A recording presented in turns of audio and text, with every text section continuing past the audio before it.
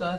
माझा मुलगा मितेश संजय पोटे, राहणारा नालासोपारा, तालुका वसई, जिल्हा पालघर, मागील महिन्यात 11 ऑगस्ट 2025 रोजी वाकड पुणे येथून हरवलेला आहे. मितेश बाळा, तुला माझं एवढंच सांगणे आहे, तू काही टेन्शन घेऊ नको. तू लवकरात लवकर घरी ये. आम्ही सगळे तुझी वाट बघत आहोत.